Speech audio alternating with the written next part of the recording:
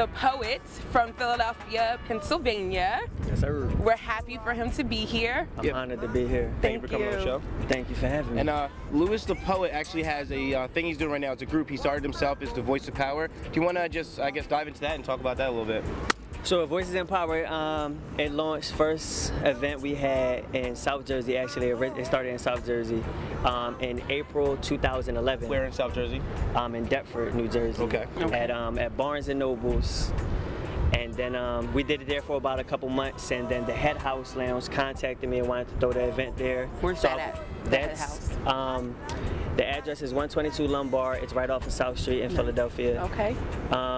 So I was doing both open mics every first Sunday in Jersey and every third Sunday in Philly. Okay. And then from there it just took off. Voices in Power took off. We started as an open mic, and then we started getting featured shows all over Jersey, Philadelphia, New York, for organizations like Hope organizations. We worked with the American Cancer Society. Okay.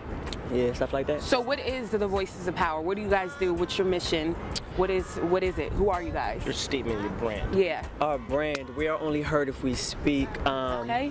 I feel like our voice is a powerful tool, and I feel like we try to represent the youth, even though we aren't the youth. But you know, we are the youth because we create who they become. Mm-hmm. So we encourage people to speak up and stop the violence, because there's a lot of violence in our urban cities today. Mm-hmm. So we encourage people to speak up and find things in the arts to take the time of just being in the streets doing nothing. That's So great. kind of like instead of you guys out there kind of doing nothing, wasting time, going crazy, violent with each other, you kind of want people to more express themselves, like take that energy, use it somewhere else. Correct. In a positive. So you have the voice of power thing going on. Now explain a little bit for the viewers, maybe a little bit about yourself, what inspired you to want to get into this, from your high school days into right now. I've been writing. Actually, I started writing short stories, and then I transitioned into a don't laugh, but into a rapper. I wanted to be a rapper. I'm still rapping. Nobody knew I wrote poetry though. I kept it on the low. Throughout high school, I wrote poetry. And nobody ever knew. The first time I ever exposed poetry was in 2008 at a Guru open mic that was held in Philadelphia at the Art Institute in Center City. It's my infamous poem. That's what kind of put me out there. We want to hear that today. What was it called? Yeah. What was it called? It was called Love. The typical right.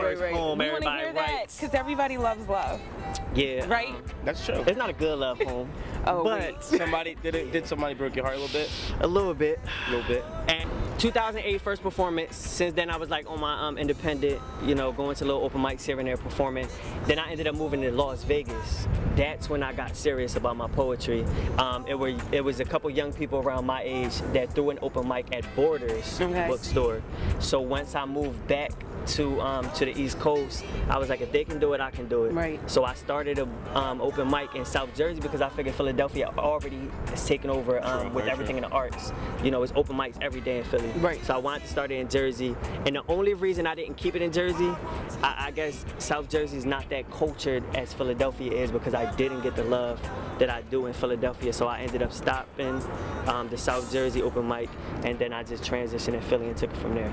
So do you, as far as college is concerned, because our topic today is college degree versus no college degree. Right. You don't have a college degree. I don't. Can you explain to us why you don't, and did you ever go to college? And I went to a year of college at a community college, Canham County College in Blackwood, and I went because, parents want to see their kids go to college. Right. So I went because it was the right thing to do, right. In society's eyes. After my first year, I realized, book studies weren't for me. Okay. Eventually, I'll take classes to sharpen certain business skills. Right. To assist me with Voices in Power. But at full-time college, I could never do it. I just feel like it's not for me. Everybody has their own things, and studying and hitting the books it's not for you. Yeah, it just wasn't for me. Okay, so how do you feel about kids going to college? So the kids that come to check you out at Voices in Power, correct? Correct. How do you feel? What would the message? What would you send to them? Would you say college is good? Would you? I recommend it? I definitely recommend college. I don't feel that people should go to college the reason I did, because it's the right thing to do. Right. If you want to be a doctor, obviously you got to go to college, Right. you know, and things like that.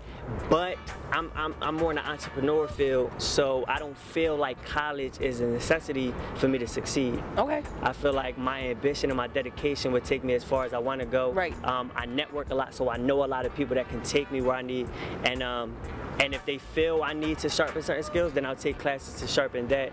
But a college degree, I don't think is gonna hold me from success. Okay.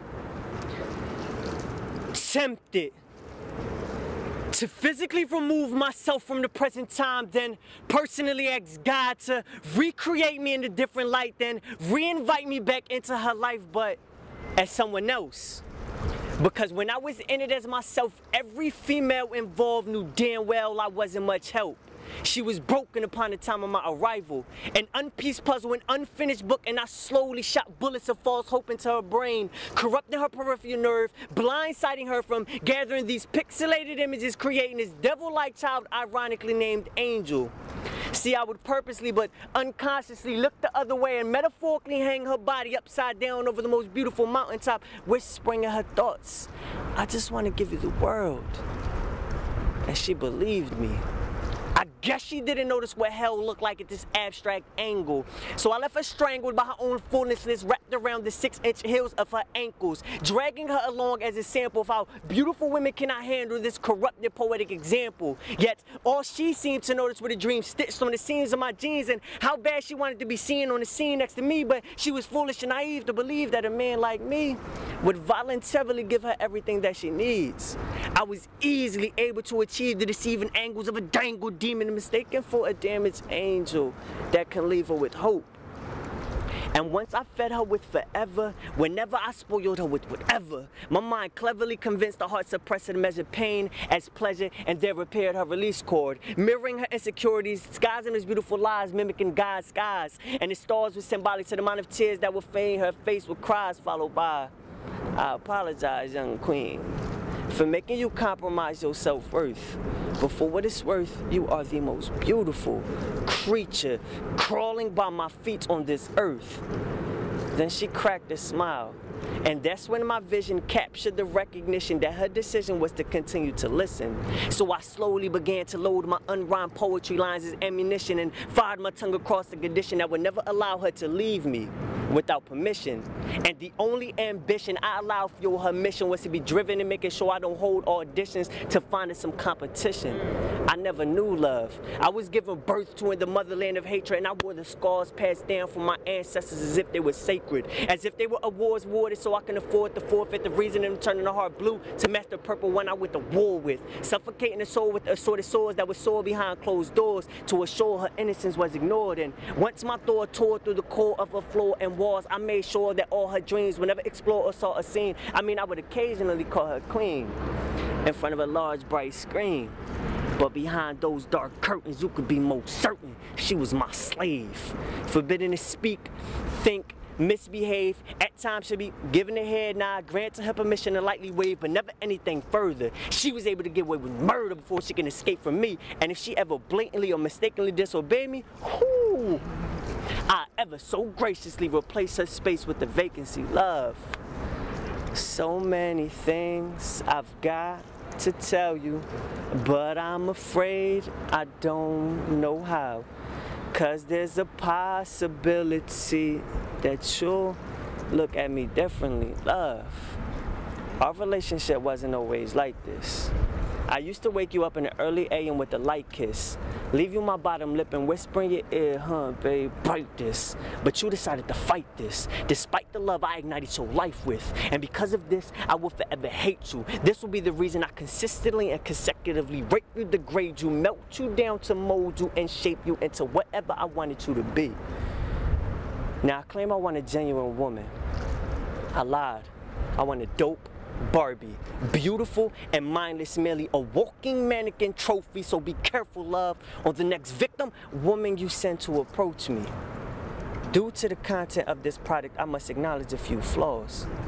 Before effects become inescapable and victims become incapable of integrating with this cause, I am the poet your creator never warned you of. So please, don't be so naive to believe that a monster, a man like me, could ever truly fall in love. All right, Luis just gave us a crazy poem. You went from 0 to 60. You went from like real quiet, like, you know, I like to be cool, and then it just got crazy. But yo, the poem was dope. Website voicesempower.com, Twitter voicesempower. Y'all can follow me on Twitter as well at I'mSuperDope_. And yeah, every third Sunday we got open mic. Y'all should come check it out. We got live painter, food, drinks. We got vendors, raffles, and it's every third Sunday. You can get all the details on voicesempower.com. All right, that is Luis the Poet, and this is still The Hook.